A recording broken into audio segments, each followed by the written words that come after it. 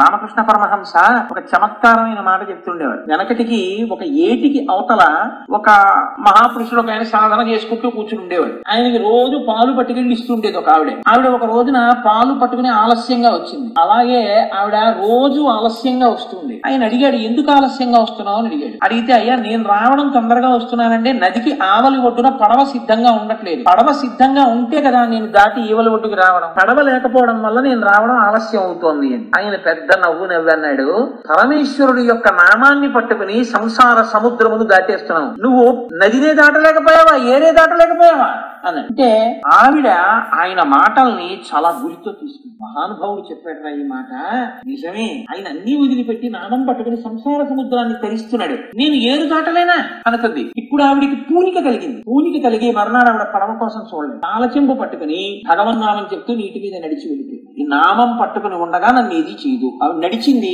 నీరు ఆవిడ యొక్క పాదములకు తడి అంటకుండా రక్షించింది. ఆవిడ నడిచి వెళ్ళిపోయి పాలిచ్చేసింది. ఇలా ఒక 20 రోజులు 25 రోజులు ఆవిడ పాలు పట్టుకెళ్ళి అక్కడ పెట్టి వచ్చేస్తోంది. ఒక రోజున సాధకుడు అన్నాడు, ఏమమ్మా ఈ మధ్య నువ్వు రోజు వస్తున్నావు, పడవ సరిగ్గా వస్తోందా అన్నాడు. లేదు, పడవ రావట్లేదు, నేను నీటి మీద నడిచి వస్తున్నాను అన్నాడు. నీటి మీద నడిచి వస్తున్నావా, ఎలా వస్తున్నావు అన్నాడు. అదేంటి అలా అడుగుతారు, మీరే కదా చెప్పారు భగవన్నామం పట్టుకుని సంసార సముద్రమునే తరిస్తున్నాను, నువ్వు ఏరు దాటలేవా అని కదా అడిగారు. నేను ఆ నామం చెప్తూ ఏరు దాటాను. నామం చెప్తూ ఏరు దాటావా అంటే మీరు చెప్పిన నామమే రామ రామ రామ రామ అంటూ వస్తున్నాను, దాటుతున్నానని నాకు చూపిస్తావా అన్నాడు. తప్పకుండా చూపిస్తాను. చూపించడం ఏంటి, మీరే కదా నాకు చెప్పింది, మీరు రండి ఇద్దరం నడుపుతా ఉన్నాడు. సరే పదన్నాడు. ఆ ఏటి దాకా వెళ్ళారు. ఆయన గమ్మత్తుగా చూస్తున్నాడు ఎలా పెడుతుందని. ఆవిడ ఆ ఏటి మీద రామ రామ రామ రామ రామ రామ అంటూ చెంపట్టుకుని వెళ్ళిపోతూ ఆవిడ వెనక్కి తిరిగి ఈయన వచ్చేస్తున్నారా అని చూసింది. ఆయన ఏటికి 4 అడుగులు వేసి మోకాళ్ళలో నీళ్లలో నిలబడి వీడిని చూస్తున్నాడు అలా.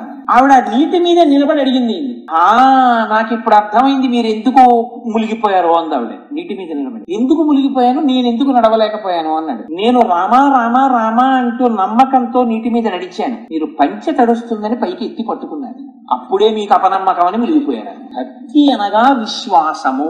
కంటికి నీకు కనపట్టలేదు కాబట్టి మీరు దాన్ని తిరస్కరిస్తే భక్తి అనిపించుకోదు. కంటికి కనపడకపోయినా ఆ శక్తి పట్ల భక్తితో ప్రణామం చేసిన వారు ఎవరున్నారో వారికి ఆ శక్తి ఒక రూపాన్ని ధరించి సాక్షాత్కరించారు.